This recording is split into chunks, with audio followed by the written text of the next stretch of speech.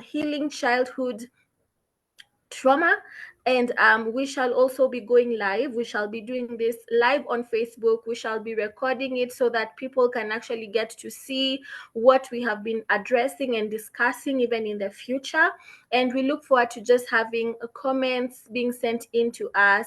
For those of you who are already on the platform on Zoom, that is, feel free to bring in some questions. Feel free to ask us some comments, talk to us, interact with us so that we can get to know what you are thinking, so that we can also understand where you are at, and also just to know whether whatever we are talking about is resonating with you.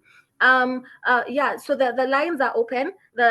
On Facebook you can actually chat up with us. We shall also be putting this recording on YouTube later on so that it can actually be accessible to as many people as possible. Please feel free to get in touch with us, to comment, to like, to share. Please share with your friends, share with your family members, share with your sisters, your brothers, anyone that you feel needs this kind of conversation. And basically it's everyone, because we are all in a culture where we need people around us, and those are relationships. It doesn't have to be an intimate one-on-one relationship. It can also be a working relationship. It can also be a relationship in the office, a relationship at work with your siblings, with your parents, and with your loved ones as well.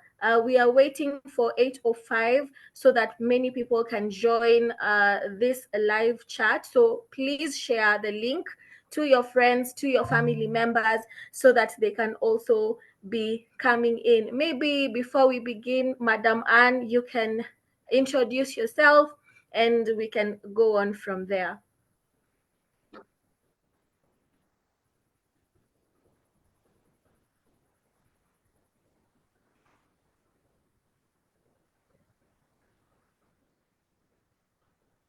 Okay, thank you. Thank you so much, Emmy, for that introduction.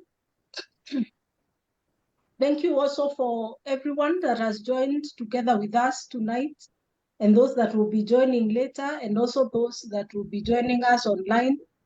We've been having a conversation on psychoeducation. Basically, is just being able to understand, understand our mind and get to know ourselves better, and get to know even how to relate with other people.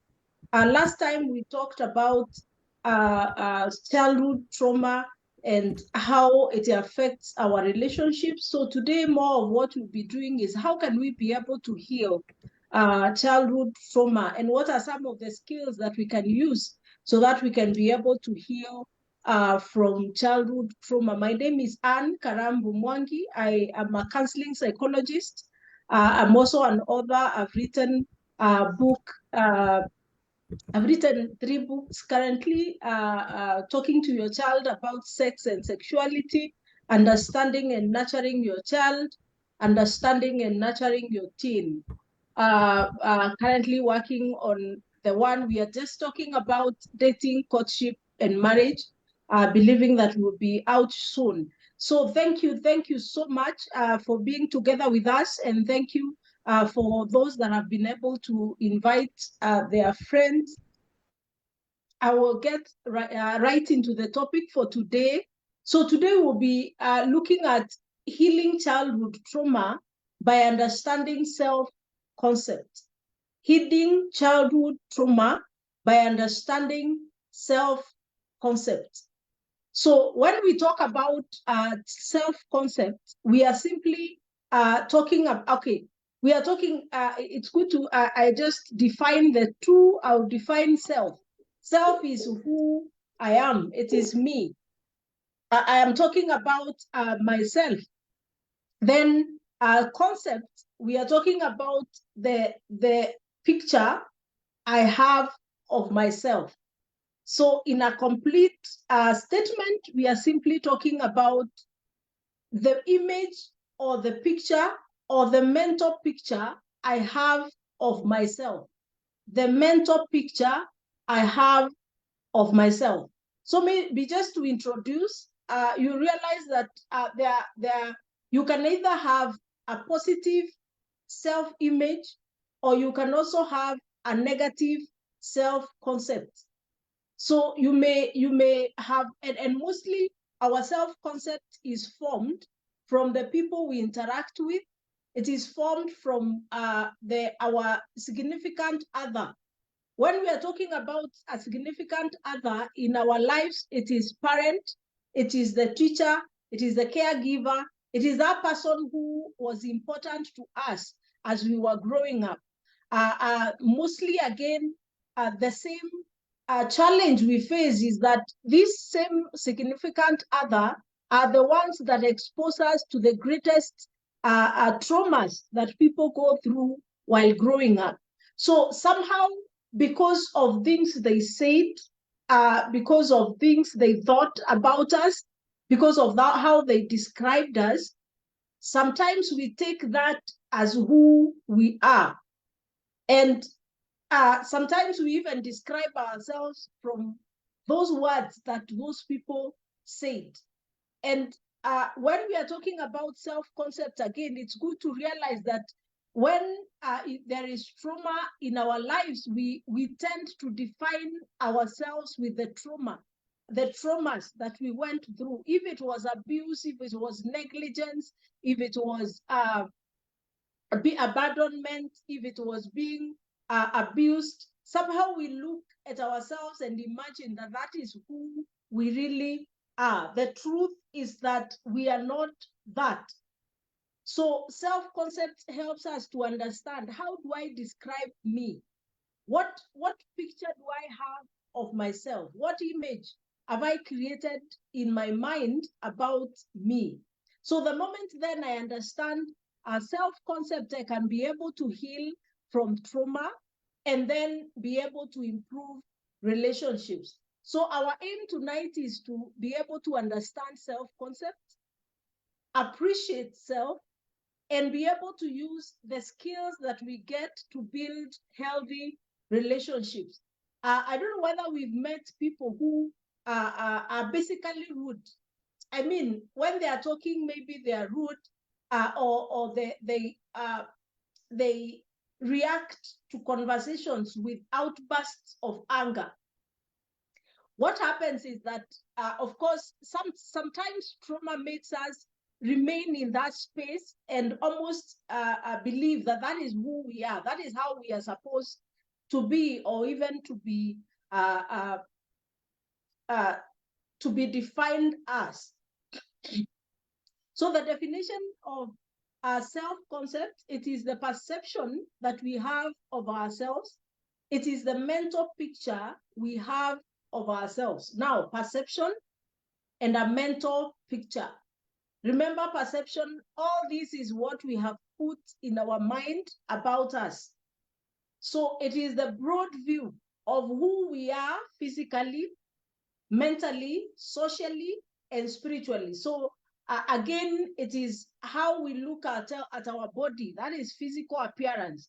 It is how we process our mental, our mind, and our emotions, and our feelings, and our thoughts. When we talk about mental, we are talking about feelings, emotions, and thoughts. So it is also how I define them. How do I interpret them in my mind? The other one is socially. That is how I interact with other people. How do I interact with the world around me? And the other part of self-concept is now how I also interact with the spiritual. I know we are in a season where we either believe in God, or we believe halfway in his existence. But the truth is that whether we believe in God or not, even those who say they don't believe in God, the fact is that they believe in something. So there is an aspect of our spirituality that has to be filled. But as of course, at Salem Consultants, we believe in God. So we will not talk about those other beliefs. we will talk about our belief in God. So again, self-concept is, do I understand God for who he really is? And to understand God, you have to understand ourselves and also understand God, but also understand the devil. One of the things I've realized is that we have so much knowledge. We have so much knowledge about God. But on most occasions, we find ourselves not knowing who we are in God, or who God says we are. Remember, of course, God is our source. And imagine now somebody who does not understand or know their manufacturer. It is a product that is trying to survive without understanding its source. Or even if it is defectful, where can it be repaired? That is how humanity survives on earth. So again, when we are talking about self-concept, we cannot leave the aspect of understanding God. Because if we do not understand God, then we live, I have seen people who have a lot of self-confidence, but they do not really know who they are in God or who God calls them to be. And of course, we end up becoming very arrogant and proud. Self-concept is enhanced by the knowledge we have of ourselves. Self-concept is enhanced by the knowledge that we have of ourselves. So there are components of self-concept. I'll rush very fast because I know we have a range of questions that we require to be answering. So we'll be talking about the first component is our body image. It is the view we have of our physical appearance. Mi nilituma mapema sana, ni friends can verify it, but sasa unajua ningeambia ile ungenipigia unaambia. Sorry for that. Kindly, if we join, make sure that you're on mute so that we are able to continue well.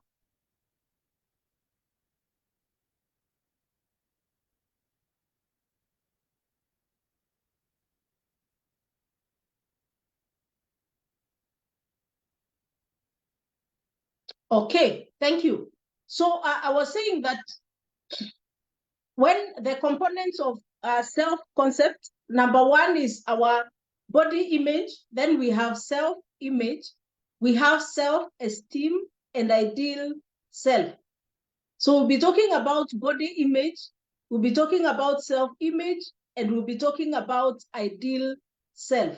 Now, our body image, it is the picture or the mental picture I have of myself. When I do not appreciate my body, it will be very hard for me to appreciate my inner abilities. I may be very smart, I may be very good in something, I may be an expert in a certain area, but because I hate my physical appearance, I hate my body, I am not able to harness the potential that is within. So I end up not being able to use the potential that God has already given in me. Now, how do I acquire body image? I acquire body image again from the significant other. That's why it is somehow connected to trauma. Where we grow, the people we grow around with, our parents, our teachers, people who are important in the life of a child, determines a lot how that child is going to view their body. I know we make fun sometimes and we look at maybe a child who is a little bit overweight and we give them names. We look at someone who has big eyes and we give them names. We might even give somebody names because of their skin color. And that has a great impact in how they view themselves. And especially when that is done when the child is young, when the child is still young. And that's why, of course, it causes trauma. So we need to develop a positive body image. Appreciate your body. One of the things about body image is that although we may not be comfortable with how we look, although we may not be comfortable with a certain part of our body, there is nothing much we can do. We can only appreciate it.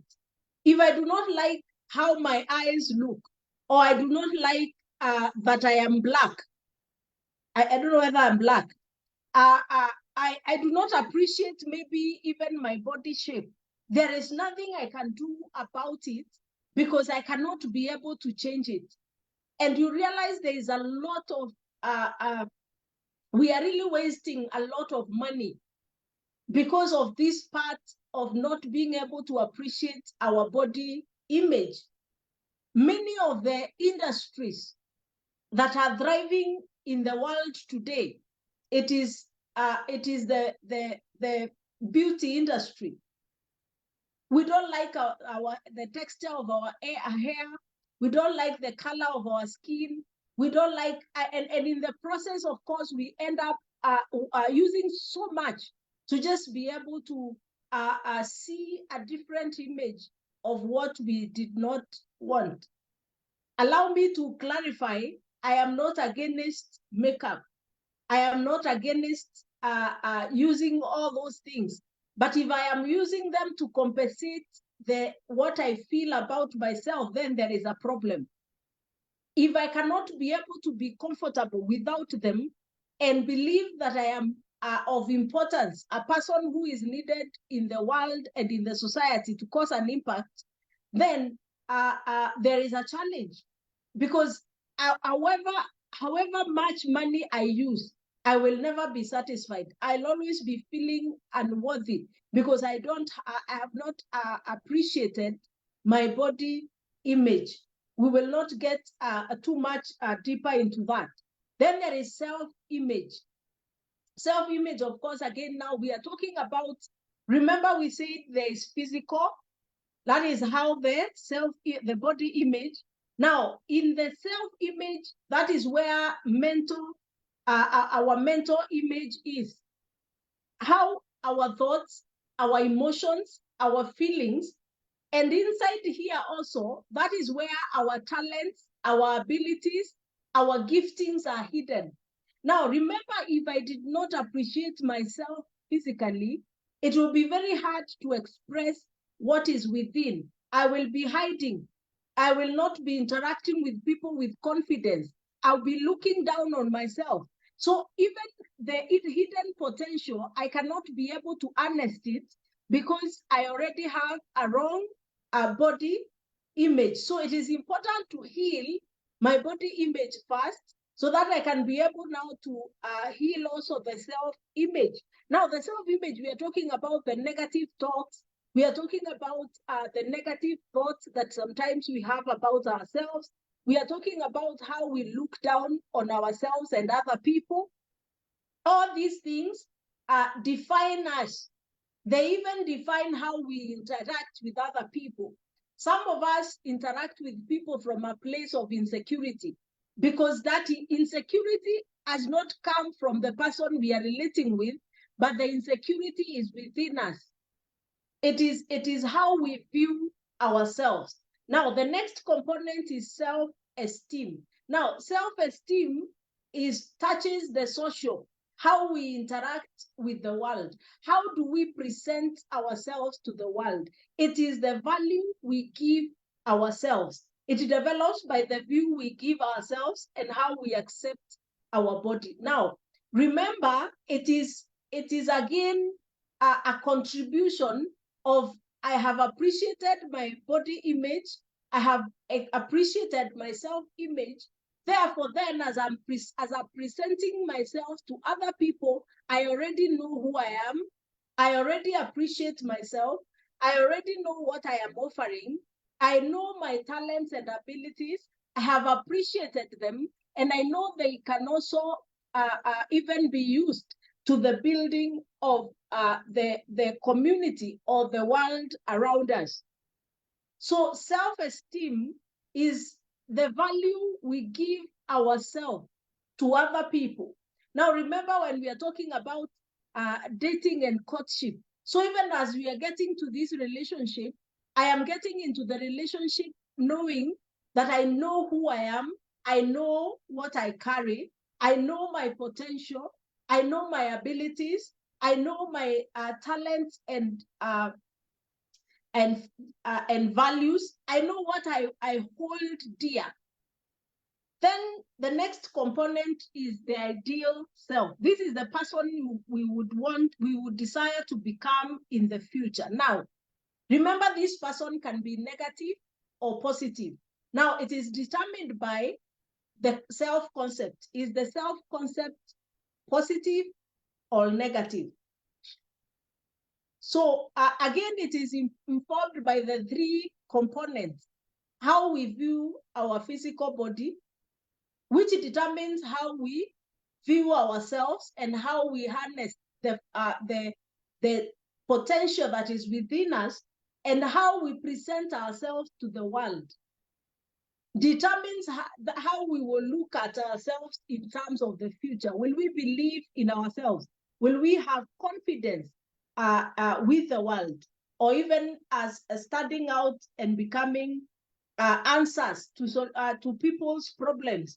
Because remember, the reason of existence is that we become givers of solutions to problems. And one of the ways even we get businesses, it is when I discover a problem, I come up with a solution, and now I sell this solution to the world. That cannot happen when I am looking down on myself. So our concept, sorry,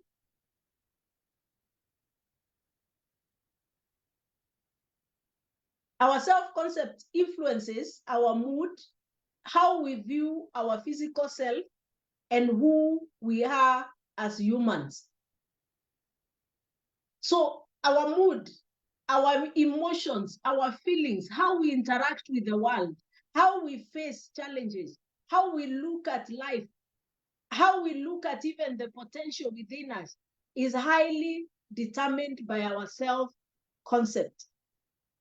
So self-image refers to a mental representation or picture that individuals have of themselves. This encompasses the personal traits.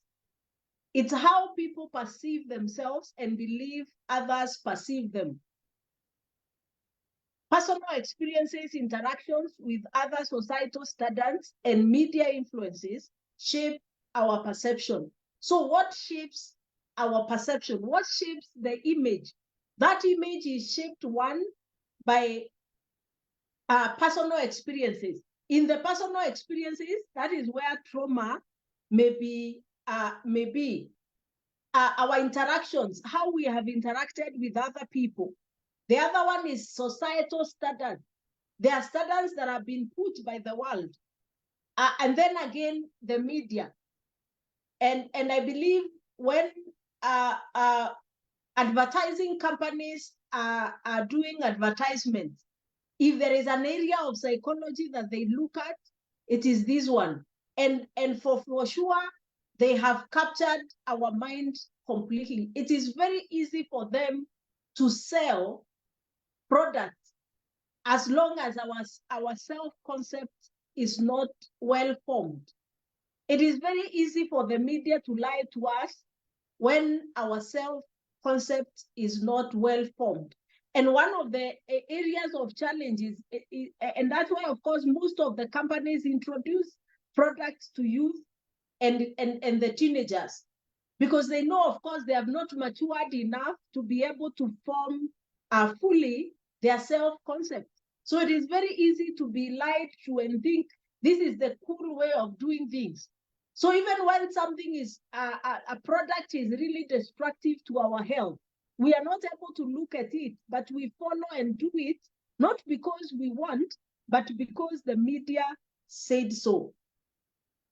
So how can we be able then to heal our trauma? Trauma can impact our self-esteem and sense of self-worth. Traumatic events shatter our confidence, leaving us feeling vulnerable, powerless, and unworthy. Traumatic events shatter our confidence, leaving us feeling vulnerable, powerless, and unworthy. So there is a way things, when we go through traumatic experiences, there is a way they crush our very essence, our personality, who we are. That is what is highly affected. So you realize then when I have been able to develop my self-concept, because when I am developing my self-concept, I have to go back to my emotions and ask, where did I get that belief? How did I believe in that particular thing? How did I look down on myself? Why did I start hating my looks? Why do I think that I am fat? Why do I think that I am not beautiful? Those are things now, when I am developing my self-concept, I can easily be able to heal by looking into where did all those negative thoughts about who I am came from. Once I've been able to identify them, then I can be able to heal. So healing from trauma, number one, the very first one is acknowledging and validating emotions. One of the ways of when someone has gone through trauma, what you want to do the most is deny that there is a problem. Now, unfortunately, what denial does is that it suppresses the pain. It only covers it. But the truth is that one time it is going to come out, and the effect is going to be so bad that it is going to mess the whole situation. Last time when we were talking about trauma, we said trauma is like a wound that has been covered. When we fail to acknowledge the pain we are going through and the emotions they are causing, it is like covering up a wound that has not been treated. What that wood does to us is that with the time, this wood starts to become deeper and to ooze. And of course, before we know it, it is already messing the lives of the people around us. But worst enough, it is causing us a lot of pain. So the first start of healing trauma is acknowledging. The first one is acknowledging there is a problem. This is what I am feeling. This is what I feel about myself. The second one is cultivate a support system. Cultivate a support system. The third one, practice self-compassion. Now, one of the things that trauma does, it makes us blame ourselves for things that happened to us. So sometimes we are not able to forgive ourselves. People who have gone through trauma find it easier to forgive other people than forgiving themselves. So practice self-compassion. Be able to place blame where it is supposed to be. If you are abused by a family member, stop placing that blame on yourself. Place the blame where it is supposed to be, so that you can be able to start healing and accepting yourselves. Children who have been abandoned by parents sometimes start feeling like they are bad children. It is not true. That is the adult. The parent was the adult. It cannot be the child that is the one who is supposed to do things so that the parent takes care of them. The next one, of course, is setting realistic goals. Set goals that you can be able to achieve, so that once you achieve them, you can be able to appreciate yourself. One of the things when we have gone through trauma is that we realize we rarely hear affirmations, words of affirmation. So when you're healing, you have to learn to self-affirm. We have to learn to self-affirm after we have been able to realize a goal we had set. Another way is journaling, being able to write down your feelings, your emotions, your thoughts, and what you're going through. The other one is emphasizing your strength and resilience, emphasizing your strength. Sometimes when someone has gone through very hard times, what happens is that what happens is that you're not able to appreciate your strength. It's like all the time you look down on yourself, and even when you know for sure you are good at something, you cannot be able to appreciate it, because what you have listened and heard mostly in your life is criticism. So learn to emphasize on your strength and your resilience. If you have gone through a hard time in your childhood, look back and appreciate yourself, how you were able to navigate that journey, and look back and see the areas that even God came through for you, and you are able to see God taking you through. The other one, of course, is engage in self-care. We are talking about take enough sleep, take care of your how you look, eat well, eat a balanced diet, make sure you sleep, make sure you have time to rest, and of course time for leisure also. Then seek professional support. Seek professional support. As much as we can get support from our friends, it is not enough. Seek professional support. It will make the healing process faster than if you are just sharing with a friend, or you are just journaling on your own. So it makes the process, a process maybe that would have taken a year, maybe takes only 2 months or 1 month, and you're healing and moving on. Then, of course, exercise, practice meditation. Meditation, we are talking about now the reading of the study of the Word of God, and constantly telling yourself, what does that word say about me? Then, of course, reconnecting with positive aspects of your life. So that is basically the little I'll be able to share for now, as we be able to get into the question part. But I want to believe that we have understood first the self-concept. We've talked about body image, self-image, self-esteem, and ideal self. We are moving from a negative self-concept to a positive self-concept. So thank you so much.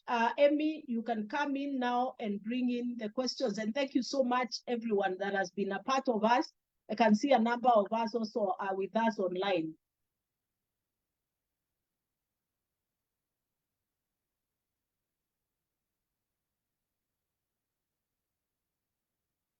Emmy, you're not able to.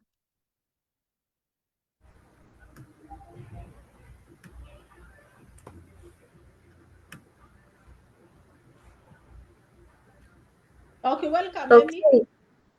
All right. Thank you, Madam Anne. I can see I'm not able to start the video. All right. Sawa. Thank you so much for the explanation that you have made to us on the self-concept. I think this is something that we really required, and it's something I think some of us didn't even know it was a conversation we needed to have.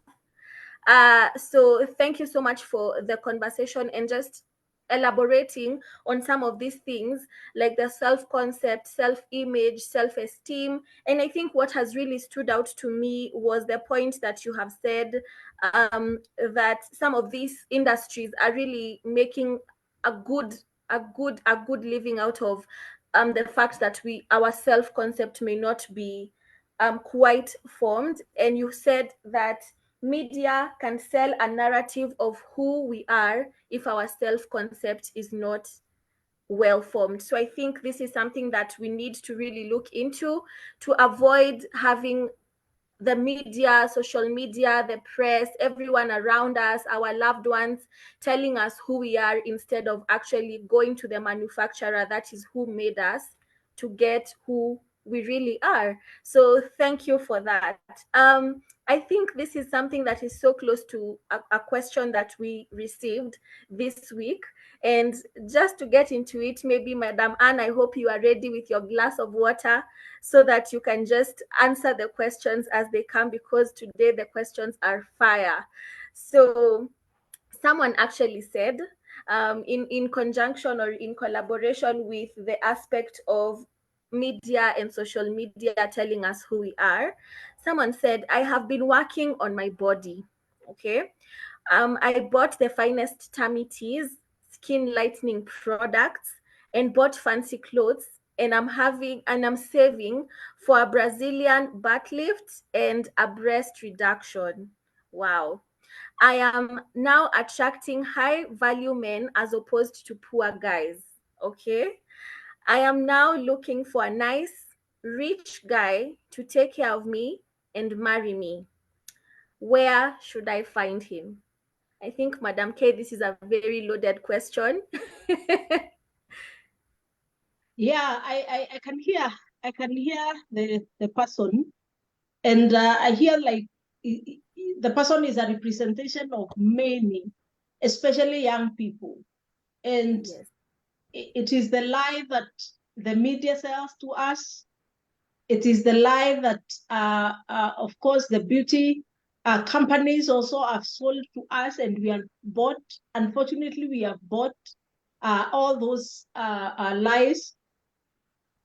And the problem is that this has highly capitalized on us to the point that we have almost lost value of who we are, because our value is not in those things. It is not in how the dress I'm wearing. Our value is not in the car I drive. Our value is not in the house I live in. Our value is not in the product I apply. Our true value is within. Now, the challenge with this true value is that it can only be able to come from God. That value only comes from God. It can only be defined. We can only be defined by God. I feel like I want to tell that person to look for God rather than look for Mr. Right. Because in fact, in the explanation that I just had, the closest they will get is a Mr. Wrong. They will get someone else who has faked it like they are faked. So when we live a fake life, we attract fake people. When we live a fake life, we attract fake people. The more we become ourselves, the more we will also meet people who are genuine. Sometimes, because remember now, if I am looking for somebody who will appreciate all these artificial things that I had, the parts that have been lifted and all these things that we are hearing, the closest I will be able to get is a fake person, as fake as I am. And by the way, unfortunately, that background, the background of that person, for the person to reach there, it is trauma. They lost their real self. They were not able to connect with who they really are, because who we are is not in the makeup. It is not in the money. It is not in where we live. It is not even who we date. That worth is within. Wow. Wow. I think that is something you said something so profound. You have just said when we live a fake life, we attract fake people. I think this is one of those statements that we should just print out, put it in a t-shirt or a mug, and just walk around with it everywhere, just to remind ourselves that this is something that we should live by as a rule and as a principle for our lives. So I think, thank you for telling that person the answer, so that they can just find themselves and find God, so that they're able to just define who they are. Thank you. Someone else brought in a question and they said, what is the difference between overcompensation, yeah, high self-confidence, high self-esteem, or being the life of the party? Now, maybe let me begin with the life of the party. The life of the party may be more on a personality type, Because there are people, the way they have been created, the way God has made them, that is who they are. There are people who God has set apart and set aside to create life in events. Imagine if a wedding lacked an MC.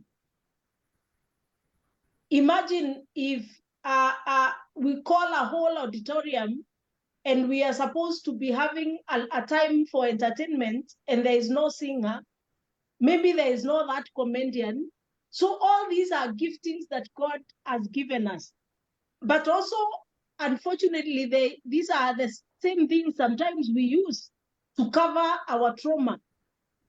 There are people who have turned to comedy because they are covering pain. And that's why you need to heal. Because the moment I've healed, I will use every single talent I have. Genuinely, I'll be using it from within. And I will not use it to hurt myself. And I will not use it to hurt other people. Overcompensation and others, yes, you can overcompensate. And I believe the other day I was discussing with someone and I was saying, our age mates, I know most of us here, most of those that are listening are younger than me. They should be maybe close to 20 years younger than me, or maybe 15 and below or more than me. Our age mates, most of us, we grew up in the village. We were working in the farm. We did a lot of work. We did not get most of those good, nice things. Maybe our meals did not have meat. And because now we have money, we are doing that one, overcompensation. That is trauma. Because you're not doing it because you want. You're doing it because you're healing an inner pain that is somewhere. And of course, then the problem now is that once we overdo it, we end up hurting ourselves. Look at how and again, I'll say our age mates and some those who are a little bit older than us. I'm talking about the 50s and above. Look at how we are eating meat. I am a nutritionist. The way Kenyans are eating meat, we are not supposed to be eating meat like that. But we are all overcompensating. The meat we never ate when we were growing up is the one now we are eating and overeating. I just took that example so that we can understand how we can easily overcompensate. Sometimes it might be you do not even access like the sweet foods and fast foods, or things like ice cream, sweets, sodas. Again, you see someone who is overusing them. So once we understand our self-concept,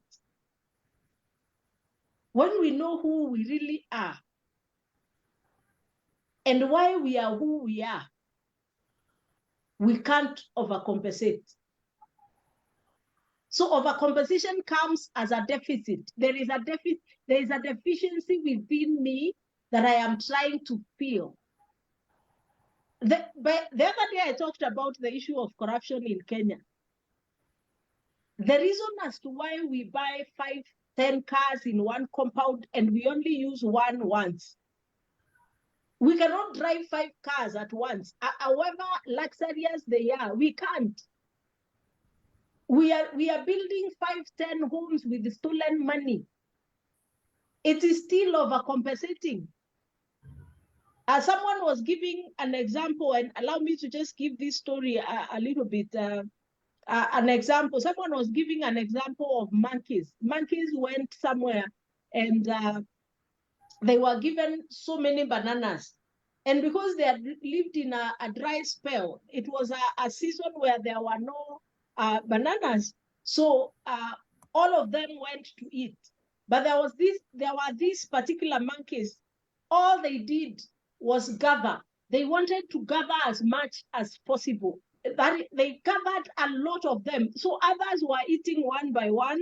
and filling their stomach. In fact, they were eating from there. These others were just gathering, and they did not eat a single one. Then the owner of the bananas came, and the monkey that had gathered did not taste even a single one.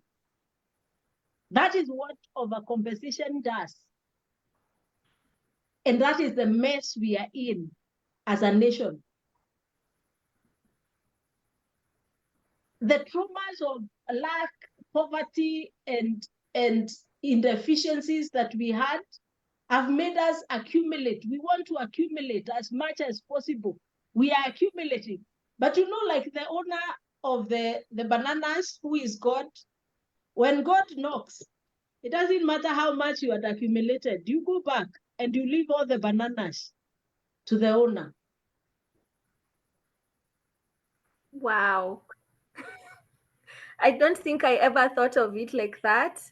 And it sounds, Madam K, like that person who was just accumulating and doing all the overcompensating was really robbing themselves. They thought they were doing it for themselves, but they were really just robbing themselves of an experience that they could have been using to enjoy the bananas at that time, but they ended up with nothing.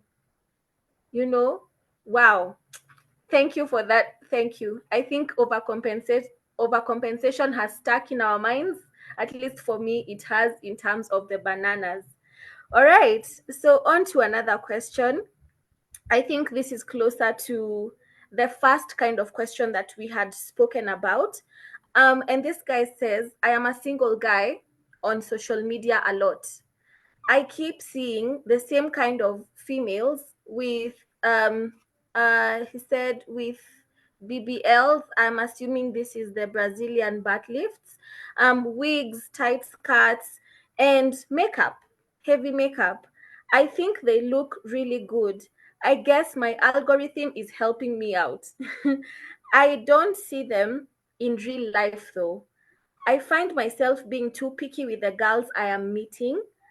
Is it because social media has mixed up my expectations? Wow. Again, this speaks a lot to the youth. And I said, the media will target a young person and a teenager because those two have not matured to a level of being able to look at life objectively, fully see cause and effect to everything. So these things are stuffed in their space. And of course, even as we are talking about a logarithm and all those things are put in there to capture the attention of that person. Remember, a teenager or a youth has a lot of money, but they do not have goals and a vision for that money.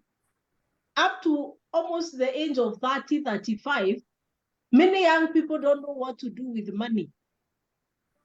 And that's why young people will get into partying, they will get into buying expensive gadgets, getting, of course, even into that space of extreme beauty and all. The marketing people and those who are doing those products know where to sell them. So they will stuff your life with that. The challenge with this, because again, this is fake life. The challenge with that fake life is that it cannot be able to give you the real. And that's why when you want to connect with the real, you cannot be able to connect with it.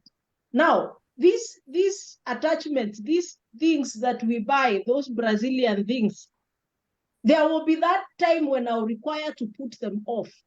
So when I put them off, how will I be looking? Will I still be comfortable with my look? If I am not comfortable with myself without makeup, when I wash off my makeup, will I still be looking at myself and appreciating me? So the much I can be able to say to that, especially that young person and others that have been stuck in the media and allowed the media to be the one to inform them who they are is get off media, have time to have a personal introgression. Sit down and ask you, who are you? Who am I? Who am I? Who am I without this phone? Who am I without what my friends said? Who am I without what even my parents said? Who am I? What do I enjoy? What is this that I like? I am, I don't know. I don't know even what to say about this, because I'm imagining this person connecting with a person and they're in a marriage relationship. It is going to be chaotic, because the two of them don't know who they are. They're living a fake life. The truth is that marriage can't be fake. It has to be real. There is a point reality will hit. We can be fake in a relationship. We can fake it to the end. But the moment we start living together as husband and wife, or even in the same house, that fakeness cannot continue. And these are the people, of course, you hear, we are almost even killing ourselves, each other, because of expectations we had that are unrealistic. Now, when this person grows old, what will we be looking at? Because people grow old. When they get the first baby, and there is all this baby fat, what do you do with it? Will you still look at that person? And that's why, of course, many young people are getting into relationships, 1 year off, 2 years off, 5 years married, marry another. But you see, you're thinking that the next one will be better. But the problem is not with the person you're marrying. The problem is with the image of who you are, the image you have already created for yourself. So if we have not worked on our own image, it doesn't matter who we meet, there will always be a problem. Because the problem is with me and it is within me. So I have to work on myself first. And that's why last time I said, become the person before you go looking for the person. Because you can only attract the one who is like you. You cannot expect that when you go and you want to now connect with a person, that you will connect with a good person, and you're messy. It is not possible. And that's why I said fake people attract fake people. I don't know whether I've answered, but I have really tried my best. Yes, I believe, Madam K, there you have answered, because you have literally told them to take a pause, get off the media platforms, and find out what they like, who they are, who God says they are, before they go looking for someone, because you attract who you are at that moment. If you're messy, if you're superficial, definitely you'll also be attracting a superficial person. At least that is what I am understanding. And thank you once again, Madam Anne, for all this for this information that you're giving to us, especially for the young people who are looking for someone to settle down with, who maybe are trying to form some relationships and are wondering what is maybe causing hurdles or obstacles here and there. So thank you for giving this understanding and just shedding light on a few areas that maybe people do not know where to find advice from or to get factual or true information from. So once again, we thank you, Madam Anne, for this information. Now, someone else said, how do I begin my journey of attracting a different kind of people to my life from the ones I have been attracting as a result of trauma. I think this is very close to what you were explaining to us before. Yeah, we said the first part is acknowledging that there has been a problem. Already this person is already acknowledging that there is a problem. This person is acknowledging that I have been attracting wrong people, so they can even define the wrong.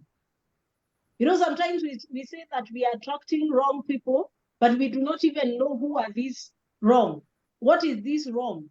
So maybe you are attracting people who are abusive, or people who look down on you, people who abuse you, people who look down on you, people who don't appreciate anything you do, because of course within you, that is how you view yourself.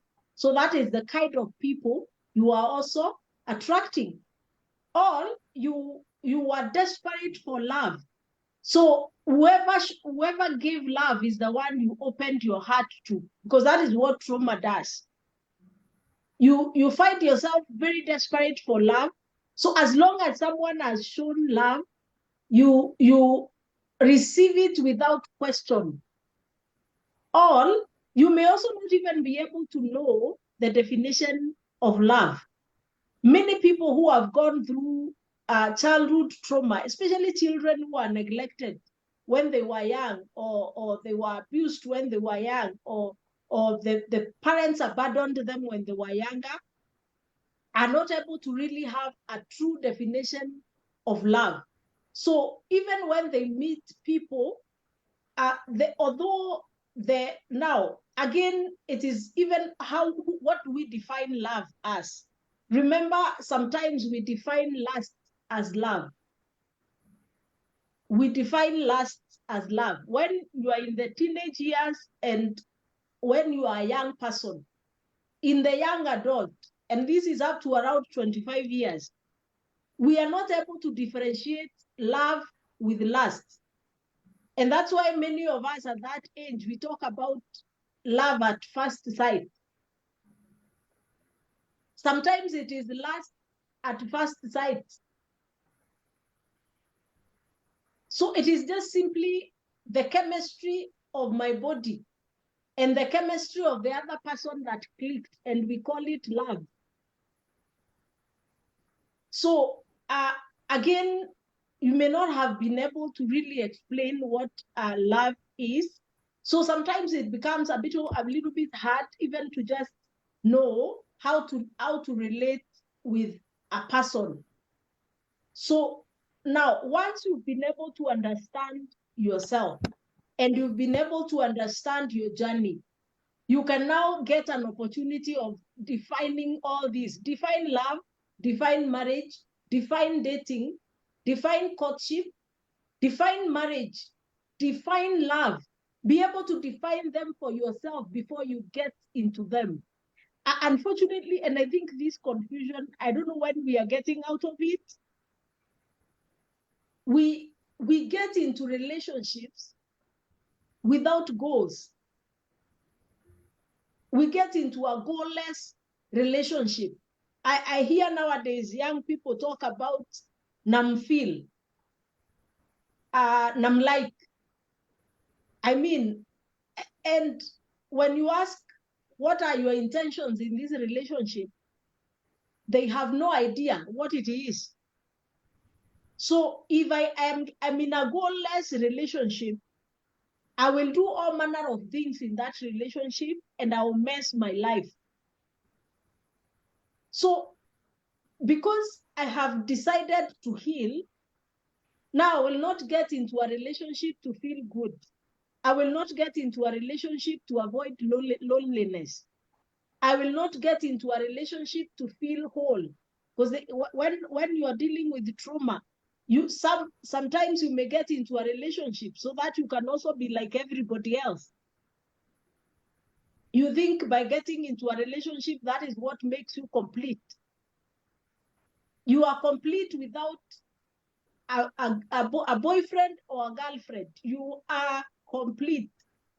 In fact, if you don't feel complete, don't go looking for someone.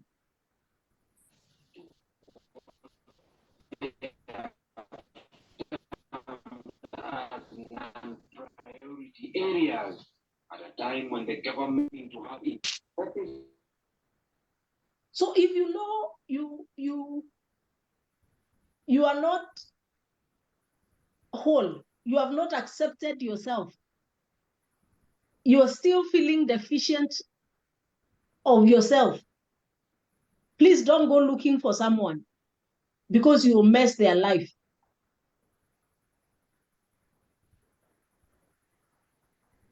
Wow.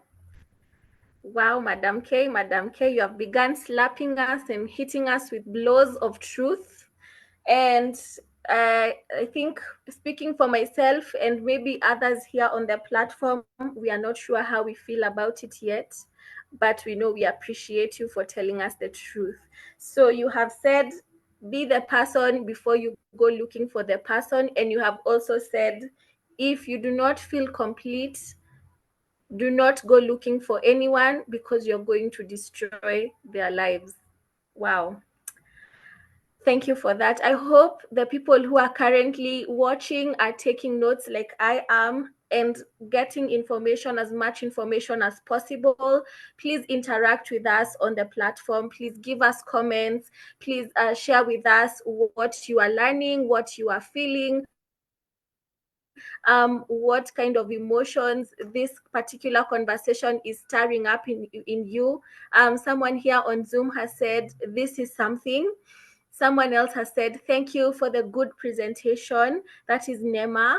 And Rachel has said, thank you. It was good hearing from you. Having God first is everything. So these are just a few comments that we are getting here on Zoom. I'm sure on Facebook we are receiving. Someone else has said, thank you so much for this insightful gem. That is Njeri, who has actually given this information. Thank you so much for commenting. Thank you for sharing. Thank you for telling us what you are feeling.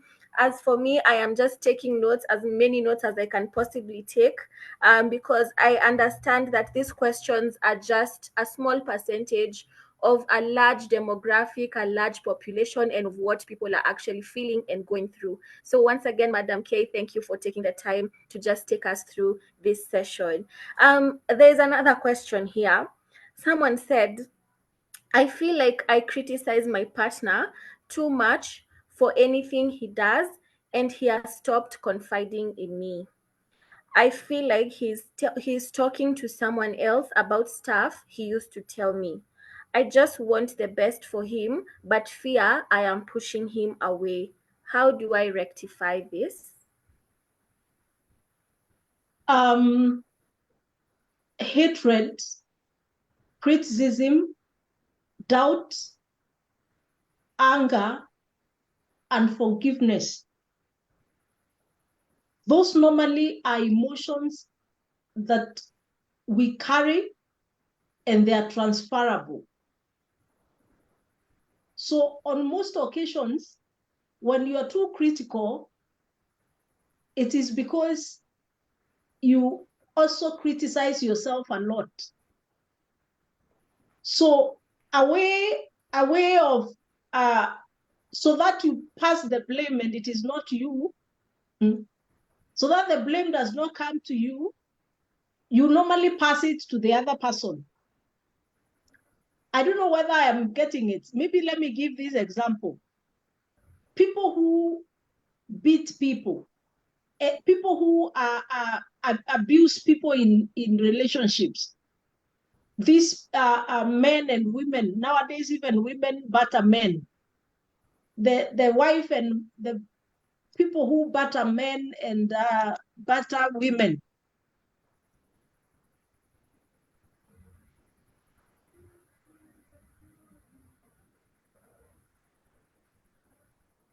Those people, normally you realize it is because they feel like they want to beat themselves. They hate themselves so much. This is what trauma does. You hate yourself so much that you feel like you can be beating yourself every day. But because it is abnormal to beat yourself, you beat the one close to you. So it is the same with criticism. on most occasions, it is because we are not comfortable with who we are. We are not satisfied with ourselves. That's why we criticize other people. And of course, it is obvious. If you criticize me, I will not tell you information. And remember, I believe the kind of relationships we are talking about here is a relationship in dating, which gets to courtship, which gets to marriage. A marriage relationship is a friendship. Emmy, if you had a friend who every time you meet criticizes you, and they call you for coffee every day, let us go for coffee. When you meet, they start asking, now, how is look at the way your hair looks. Now, I don't like those glasses. Now, see the way you're walking. I see the way you're sipping the coffee. Will you keep that friend? No way. No But way. that is what we do to our partners. Wow. I will leave. And most of the times we criticize because, we cannot criticize ourselves. So it is what is inside us that is making us criticize other people. So if you realize you are a person who has is too critical, especially of your partner, it is time to go back and do a self-search so that you can be able to heal fast. And at least start seeing good things in other people. No, start seeing good things in yourself so that you can be able to see good things in other people. I said, see good things in yourself so that you can be able to see good things in other people. I hope that is answered. yes, that is another slogan for a t-shirt, Madam K. I think I will just begin writing down these statements so that I can. Will you allow me to print out these t-shirts? Because Go ahead. kazi kwa vijana. These days here. Kazi kwa vijana. So basically, you have said, please, you have said start finding beautiful things, or what have you? How have you said it? Start. You start appreciating you. Ah. Start seeing good things in you, in yourself, so that you can be able to see good things in other people. Start looking and seeing good things in yourself so that you can be able to see good things in others. Wow. Enough said. Start seeing good things in you so that you can start seeing good things in others. That statement that you began with. Allow me to say something. And if it is vice versa, if it is the other person over criticizing you, it is time to run. I believe we are not talking to people who are married. We are talking to people who are trying to get into relationships. Of course, if it is a marriage relationship, when you are there now, this is where we say you trust the Lord to come through. Because you see, you are in there already. So, but if you're in a relationship where the person is overly critical, there is nothing they see good in you, please run. However cute they look, run. Wow. Wow. I think, hey, Madam K, hey, sawa tu. If you are in a relationship where someone is overly critical of you, it's time to pack your things and go. It's not the relationship for you. And if you're in a marriage, trust God. Madam K, will therapy work in such a situation? Yes, of course. In a marriage relationship, come, let us have a conversation, get a professional counselor, get some coping mechanisms. I'm talking about marriage. But for a relationship, running might help better than therapy. Better safe than sorry. Why would you want to stay with someone who only criticizes you? What are you gaining? Pain. Mm-hmm. Makes sense. Thank you, Madam K. I think that analogy that you gave about your friend who keeps, you go for coffee and all they do is criticize you, and how you have brought it into the aspect of how that happens in relationships.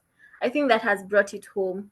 So thank you for Amy, putting it in a way. one of the reasons why we remain in such relationships is when now relationships are transactional. So I am in this relationship because he pays my rent, he takes me out, he bought me a car. So even when they criticize me, I still remain there because of the car. Or I remain there because of the rent or the shopping. And that's why a courtship, dating relationship should not involve all those things I mentioned. The moment we allow relationship to go that direction, we will never have an opportunity to know each other. Because the gifts speak louder than the emotions. The gifts will speak louder than the character. The gift will even speak louder than the spiritual status of this person.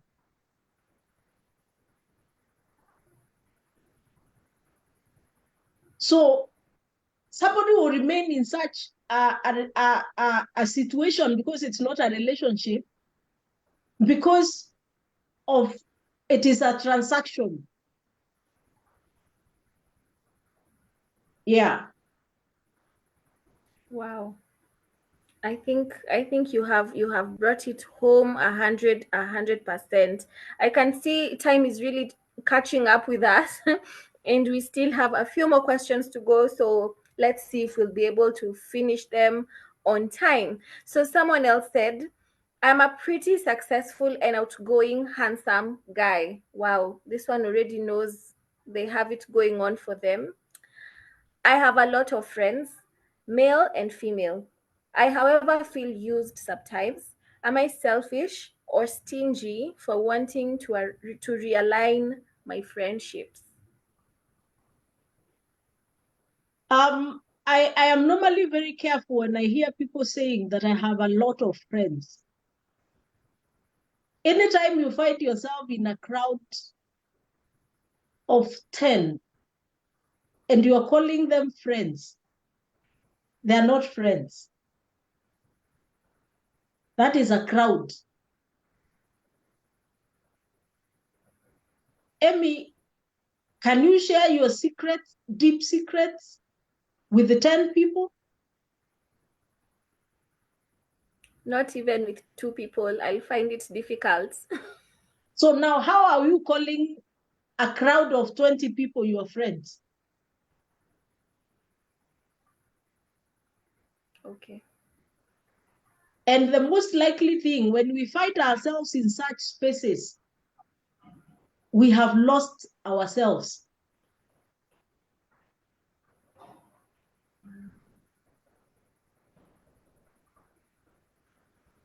Wow. So basically, this could be a case of this individual trying to overcompensate, as you taught us before, Yes, right? and identity crisis, Mm, and becoming a people pleaser. Remember, we talked about it last time, yes. and seeking people approval. And even the reason as why they are giving people things and feeling used, it is because they are buying their love or buying their attention. Amy, you will not buy the attention of your best friend. Your best friend shows up whether you're giving them money or not, whether you're borrowing them money or not. Your best friend will show up. So when you must give somebody something for them to be your friend, those people are not your friends.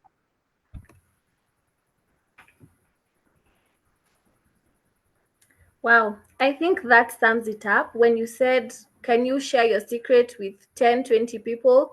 I think that's enough for you to know who is really your friend and who is just an acquaintance or someone you maybe catch up for coffee or whatever, but you shouldn't call them your friends. Wow. Thank you for that. Thank you, thank you, thank you for that. Um, I think we are currently on our last two questions. I think we can handle that. So someone said, what is the difference between burying or ignoring a negative emotion, a negative trauma or experience, and your senses or intuition warning you of a dangerous event ahead? Does it mean you have not healed? Kindly come back, come up again. Okay. They said, what is the difference between burying or ignoring a negative trauma or experience and your senses or intuition warning you of a dangerous event ahead? Does it mean you have not healed? I am wondering whether I've gotten that question well. Okay. Okay, I think this is someone who is asking basically for those who feel the need to, hide the wound of the trauma versus someone who might be going through something and their intuition warns them that there's danger ahead. Does it mean that they have not healed from the trauma because their senses are reminding them that this is not a very good situation? You see, those are two different scenarios. The first one is a person who has buried trauma. We said we defined trauma as a wood. We said any wood that is covered, the moment we have covered a wood, that wood is going to progress and it is going to hurt us. And it will also hurt the people around us. I think that is what we said. So one, the word burying, when you bury, you can't heal. The wood will only progress and it will hurt more. And it will not only hurt you, it will hurt other people. Now, after healing, of course, because those are the two parts of the question. After healing, remember, these are things that once happened to you.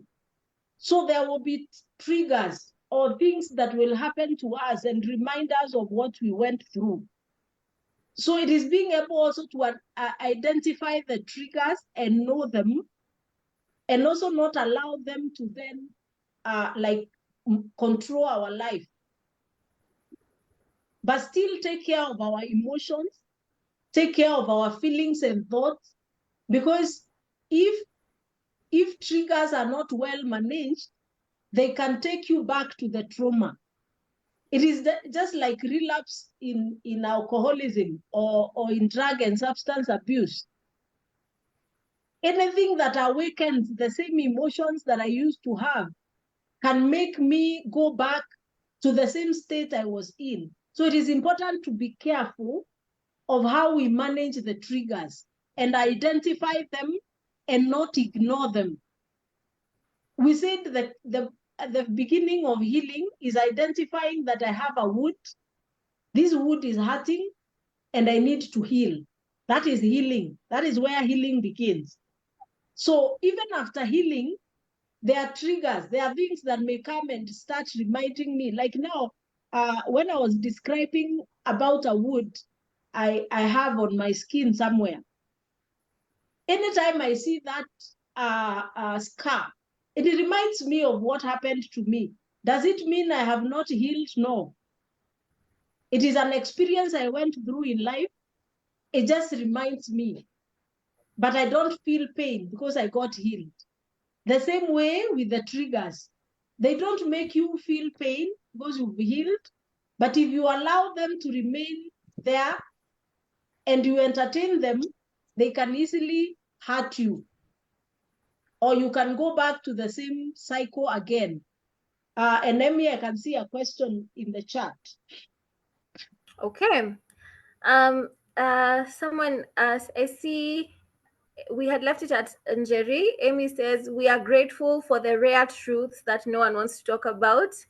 Yes. Eliza says, how about the critical person in your life, partner? Do you just run or seek help or seek to help them out? Do you just leave them, or what happens? Eliza is talking about a life partner. A life partner is different from a person I am dating. A life partner, in my understanding of that English, is a husband or a wife. So if it is a case of a husband or a wife, we say it, here we need help from God, because there are things we were supposed to have done during the relationship phase that we didn't do. So some of these things now we will have to really manage them in the relationship. Counseling will help. Psychoeducation like the one we are doing here will help. If the person is willing, you can go for therapy together. Unfortunately, I see women going for counseling alone. And sometimes they think because once they get the therapy, the husband will be helped. And that is where the frustration comes. When I meet a client, I don't talk about the third party. We talk about the one who has come. Emmy, if you come for therapy, we will talk about Emmy. Yes, we will bring in the life partner, but the focus is on you, not the life partner. So you cannot have a therapy session on behalf of another person.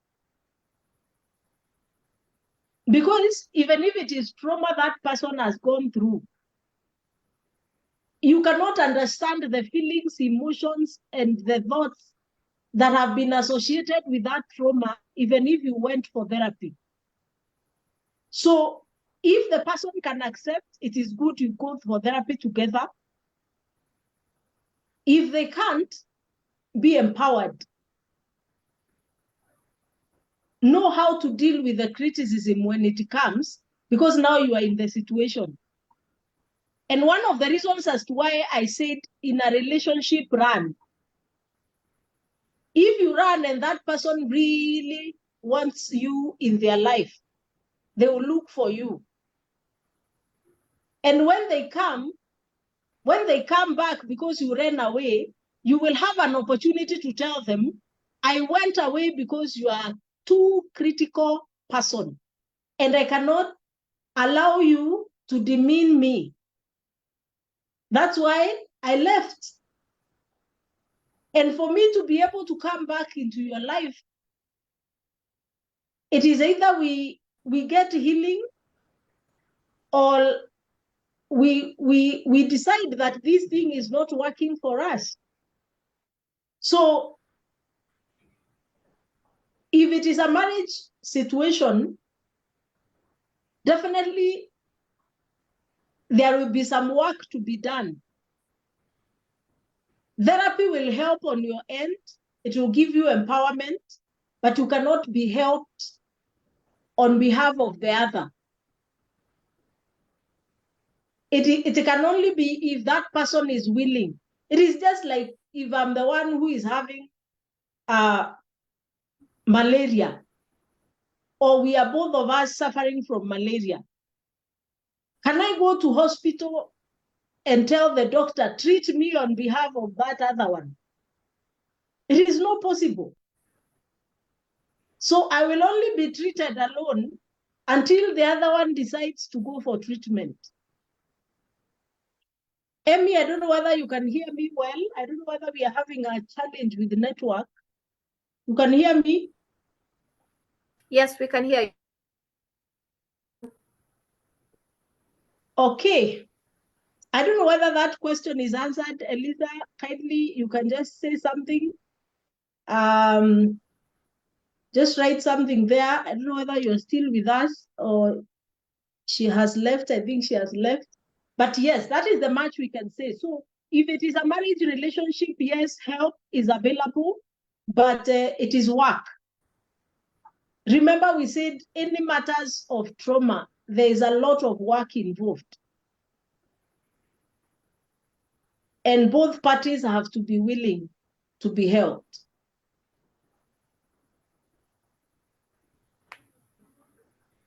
Wow, I think today was a pretty hopeful session.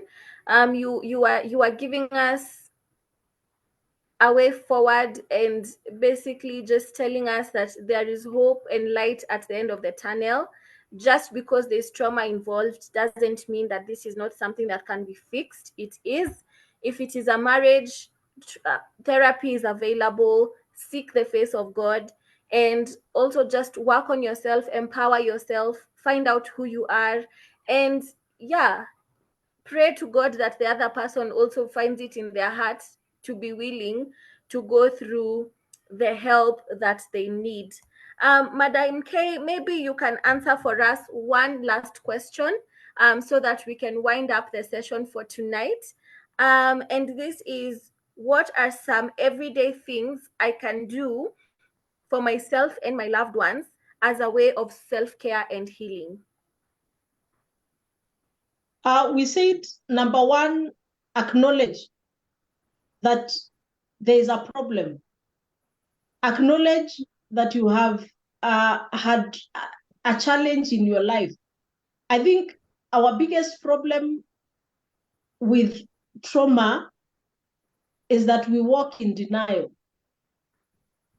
Denial is more dangerous. You know, imagine you have a wood, but you're denying that you have a wood. Now, even if I wanted to help you heal and you are already in denial, it becomes very hard to help. So first of all, acknowledge there is a problem.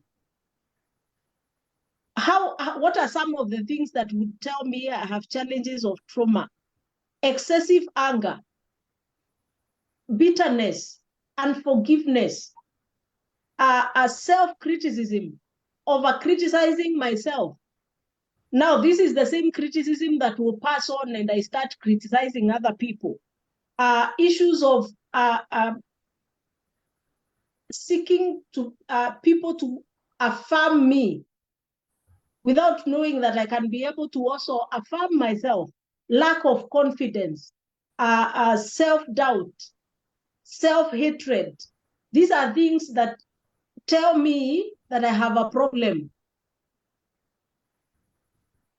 If you are a person who, even when you are complimented, even when someone compliments you, you cannot be able to receive compliment. It is because you have self-criticism. So again, once you've been able to acknowledge that there is a problem, the next part is, of course, seek support. We talked about have a support system. Trauma separates us. Trauma makes us loners. Trauma tells us we are the only ones who have suffered like that. There is nobody else who has suffered like us. So it separates us. It sets us apart. It makes us live alone. So create a support system.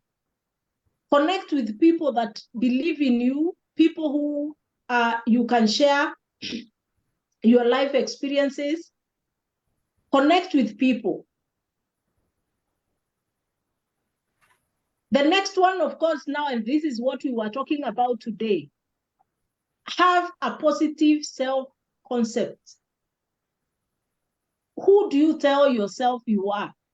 You might not have been told by your parent. You might not have been told by your caregiver. You might not have been told by the teacher in school, but you can tell yourself. So much of when we talk about trauma, we call it self-parenting. You're telling yourself things that you are never told. Love on yourself. Sometimes even hug yourself. When you accomplish something, tell yourself thank you. When you do something and you have accomplished it and you have done it well, tell yourself, I have done a good job today. Because with this, you are building your self-worth. Then avoid connecting with people who are overcritical, because what they will do, they will just enhance what is already there. So connect with people who are positive. Work with people who are most of the time talk good things about you.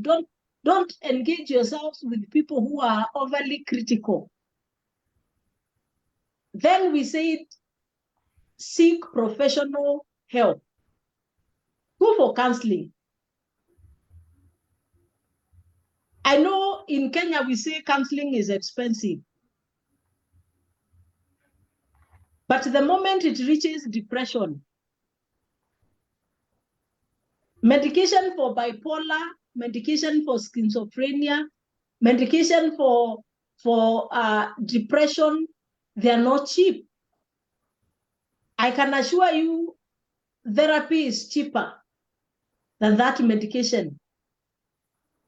Anxiety disorders, panic disorders, when those ones start, you will have to take medication to survive.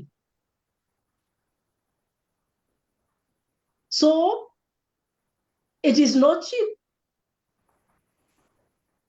So counseling is not expensive. And it does not mean that you are mad. Some people associate therapy with madness or somebody who is mentally disturbed. No. We have been here 1 hour, 30 minutes, and I believe most of us are sober. That was therapy we were doing. It is the same counseling that will happen in the counseling room. So seek professional counseling. Connect with God. We said spirituality, and please know God for who he really is. Avoid people who teach about God for their own benefit, because you will be their victim. I said, avoid people who teach about God for their own benefit, because you will be their victim. They will tell you about generational curses, pay 30,000, connecting with becoming the firstborn, redeeming firstborns, give me 100,000. You will go to now redeeming the first fruit, you give me 10,000. You will be their victim. So if you meet with such people and you know you have trauma issues, please run away, because you will be their victim. Everything they will be teaching you in that session, so-called church, you will be ticking every box. So seek people who teach the truth about God and are not demanding anything from you. The Bible says, freely we have been given, and freely we should give. There is no sacrifice we can place on top of the sacrifice of Jesus Christ. I know this might sound offensive, but it is the truth. The money you give, calling it sacrifice for you to be redeemed, you have just given that person money. So if you want to give them money, please give them. But it is not that money that is going to set you free. Christ has set you free already. Christ has redeemed us. He has delivered us. He has restored us to himself. And he has given us a new name in Christ Jesus. There is no other sacrifice we can place on top of it. The people being taken advantage of by false teachers in our nation today and other nations are people who have gone through traumatic experiences. And they take advantage of your pain. Please don't fall a victim. The Bible calls them hired servants.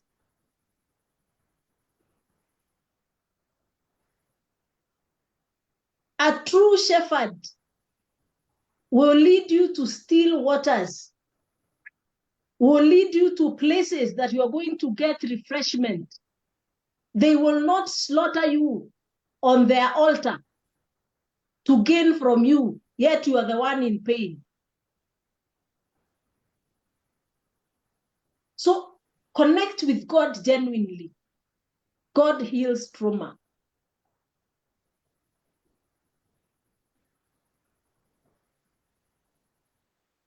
And I believe last time we said that trauma are strategies of the enemy to steal destinies of men.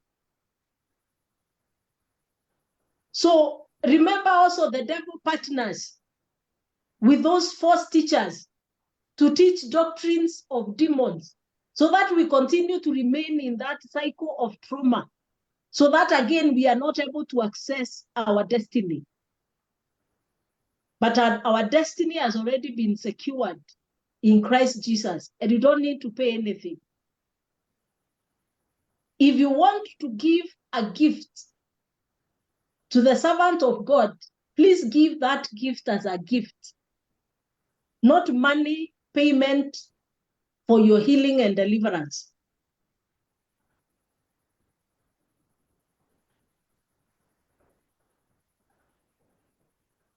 Good, Emmy, I am not continuing. All right. Thank you, Madam K. I'm telling you today, I believe today I have written so many notes, so many more than I have ever written since we began. I think what you have said as everyday things that we can do, basically just acknowledge the trauma, connect with people, don't be a loner, have positive self-concept as opposed to what everyone else is saying, social media, everyone else. Have your own positive self-concept, appreciate and commend yourself, give yourself a hug, give yourself words of affirmation for good things done. Seek professional counseling, and most importantly, connect with God genuinely, because He heals trauma. I shall not have, I don't even have the words to just go back and say everything that you have said, Madam K. You have given us a mouthful today. I think we have to sit with this live once again and take notes if we've not been taking notes, study and meditate on what it is you have taught us, and also just go back to the Word of God and find out what God is saying about us, because that is where we will find our true identities and the positive self-concept that we need to have of ourselves. Thank you so much to everyone who has been with us tonight. Thank you for the comments. I think, Madam K, this was one of the most interactive sessions that we have had so far. We appreciate you who are chatting with us. We look forward to even having more people chatting with us on Facebook, and hopefully even on YouTube when we start streaming live there as well. So we appreciate you so much. Once again, just to remind you, these particular sessions are running for free at the moment. However, if you feel led to give and just facilitate and support these particular sessions that we are having, our till number is on the chat, and it is 432-468-2, and the account will read Karambu. And Thank you so much for being with us this Friday evening. It is 9:41 p.m. currently, and we appreciate you. We hope you have learned. We hope you are going to share. We hope you are going to share with your loved ones so that they can also just get to know more about healing childhood trauma. And we look forward to seeing you next week. Same time, same place, so that we can continue with this process of healing and building healthy individuals in our society. Madam K, do you have anything to say before we close? Thank you, Amy. I don't know whether we have a quick one, anyone in the line who would want to just give a comment, and then we can continue.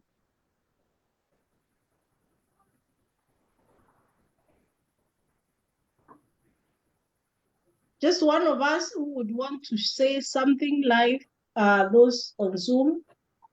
I can see Big Mama Israel and Laureate and Jerry. One of you can say a word and then we conclude. Okay, Laureate. Yes. Good evening.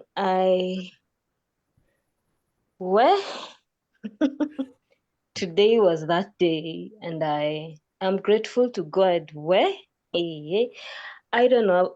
I've just been listening and analyzing myself, and I'm telling myself that which you are eating or drinking, may you continue eating it and drinking it, because it's beyond.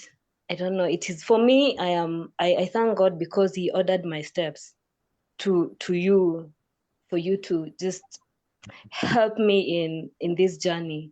And I'm so grateful. I know the Lord will keep you for 1,000 generations to come. May God bless you so much. Thank you. Amen. Thank you, Laureate. Thank you. Wow, that's an overwhelming one. Thank you. Anyone else? One more. We can get one more. Big Mama, there's a time you had opened your line. Welcome. I am reading what you have written.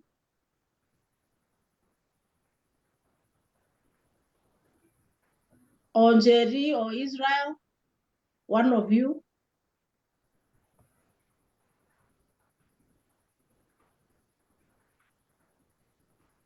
Okay, it seems like they're not in a position to. Okay, Israel, karibu.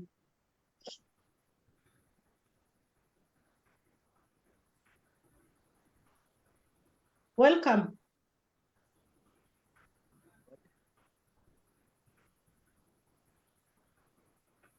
Hello. We don't see. Okay, yeah. Yeah, praise God. Amen. Yeah, so we really appreciate you so much, Amy, and we appreciate you so much, Madam K, for this truth that is well broken and digestible. Sometimes we just read books, but when it comes to digestion, nakumbuka ushago, we used to eat na meza tu, so that you get done with food, but you don't get to enjoy it, and also the body starts to inch, because yes, it's good food, but with how you are consuming it, you are not able, or the body is not able to enjoy it. So with this session, I can say it was well cooked and we are really digesting it. It's sinking in until now. Yeah, what I can say that also, as even we are concluding this session, I'm going to go and keep on allowing the word to introspect, if I can use that word. There's when you think you are okay, until when something comes in, you're like, wait, by the way, I don't think I was okay, though I thought I was okay. So that's the work of the truth we listen to when we allow it to meditate our thoughts, our minds, our emotions, and everything. And there's a point that she said, which was really very regarding to the wounds or to the trauma that is healed. The moment I see my scar, I don't feel the pain of the wound. That's a good way to know. There's when sometimes you feel like nimekasirika kwa sababu ni wewe. Kama ungekuwa umeniambia hivi, kama ungekuwa umefanya hivi. But you see, though they have said the same thing, you shouldn't feel the same pain that you felt. when the other person said it at first. Maybe it can remind you of them, but that pain, if it is still there, then you should see Madam K and sort out some. Yeah, so thank you so much. God bless you. I can say that is a good thermometer, to check that pressure or that heat. So God bless you so much and have a blessed night. Okay, thank you so much, Israel, and also just bringing that analogy of the wood. Yes, it is very true.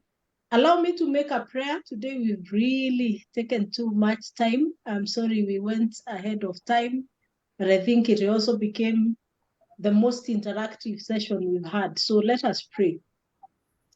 Father, we honor and exalt your name. And Lord, even as we have talked about trauma and healing, we know that, Lord, you are the master healer. There is no pain that you cannot heal in our lives.